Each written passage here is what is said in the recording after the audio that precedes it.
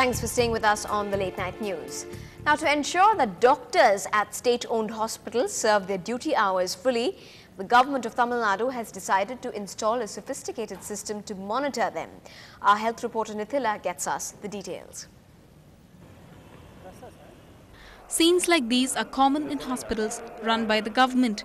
A common complaint from patients is that doctors don't report to work on time. The reason for this, the Health Minister M.R.K. Paneerselvam says, government doctors spend more time at their private clinics. In a speech to doctors recently, he said, "It is more than enough if you stay throughout your duty hours and treat patients with respect. That is the minimum that public expect."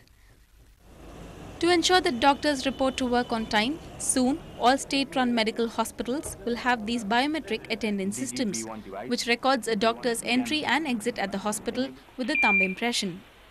Thank you. Attendance implementation by biometric or smart card.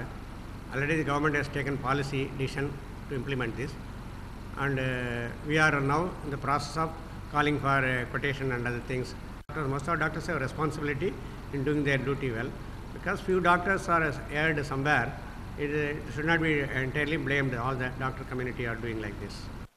If the biometric attendance system could make doctors report to work on time, the public would definitely like the system installed in more government departments where staff are not available during duty hours. In Chennai, with camera person Raja Singh, Nithila, Ndtv-Hindu. Well, hope that system does make change for the better. Now, a remotely operated ocean probe developed by Indian scientists have achieved the capability to operate at a record depth of 5,200 meters. The probe will be deployed to explore natural wealth in the deep sea. Nithila brings you the story. On April 17, 2010, OVR Sagar Nidhi successfully collected data more than 5,200 meters under the sea. This is the first of its kind experiment carried out at this depth. The Minister of Earth Sciences Prithviraj Chavan announced this historic feat at the National Institute of Ocean Technology in Chennai. The remotely operated vehicle, which has completed its first expedition, operating at a level, unimaginable depth of 5 kilometers plus. And I think it's hats off to the engineers who have created today history. If this cup was taken to that depth, this is what will happen to it. Scientists at the Ocean Technology Institute continue to analyze data collected by the probe. They hope this will help them map 75,000 square kilometers in the Southern Ocean, where India has mining rights.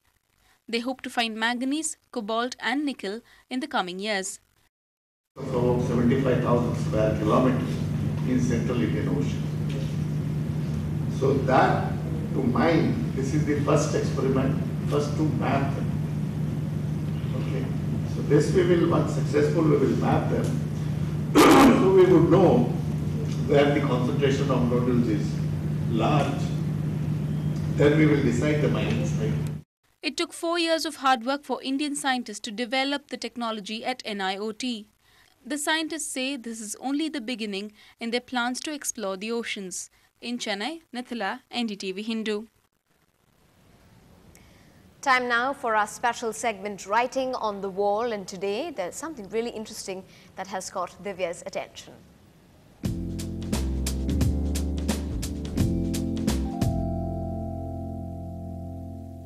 Welcome to Writing on the Wall. This segment is a treat for all netizens who are hooked to Facebook, Orkut or Twitter. If you think social networking sites are the best way to communicate, start sending us interesting tweets or posts. The best status update for the day will be chosen by us here at Ndtv-Hindu. It could be about anything latest that you've heard of. Funny, wacky, emotional, profound or just crazy. All of you are welcome to suggest entries. You send it to feedback@ndtv-hindu.com. And today being Ajit's birthday, posts and updates housemates wishing him are doing the rounds. Varsha Bharat says she wants to celebrate Ajit's birthday by not watching Sura. That was a good way of bringing in Ajit's counterpart Varsha. And birthday wishes to our Ajit once again. Do join our Ndtv-Hindu account on Facebook. You can become our fan and become a part of our group. If there is anything important you'd like us to cover, do not forget to write on our wall or simply poke us. We'd love to meet you on that platform as well. Now, as the lifestyles of people are fast changing in a modern world, the business community of Natukottai Chettiars is returning to the rituals it followed very strictly about 7 decades ago. Peer Muhammad finds out the reasons for the return to the past. The arrival of a new child in the family is celebrated with a ritual called Pudumai. A coin covered in a cloth will be tied over the wrist of the child, and the child is carried on a large plate called Tambalam. எல்லாரும் நாங்கள்லாம் இந்த மாதிரி ஒரு நகரத்தை அண்டி நாங்கள் வந்துட்டதுனால அந்த பக்கம் அது எல்லாம் குறைஞ்சி கிட்டத்தட்ட நின்று போகிற நிலை வந்துருச்சு. இப்போ ஒருத்தர் 2 பேர் அதை ஆரம்பிச்சிருக்காங்க. அதேமாரி இங்கே டவுனுகளுக்கு வந்தது இடத்துலையும் அதை ஆரம்பிச்சிருக்காங்க. அது கண்டிப்பாக இந்த மாதிரி ஒரு நல்ல பழக்க வழக்கங்கள்லாம் வரத்தான் வேணும். நம்ம The privilege of having a girl child in the family is announced to the neighborhood on the auspicious day of Tiruvadirai. The ritual is named after Tiruvadirai star. This is done a few years before the girl attains puberty. It's a very interesting fact that some of the rituals in this community had not been performed for several decades. Maybe it was last done sometime in the 1930s. Some of these rituals are now beginning to see a revival among these communities. On Kartigai star, the pride of having a male child is proclaimed through a ritual called Kartigai Supidi.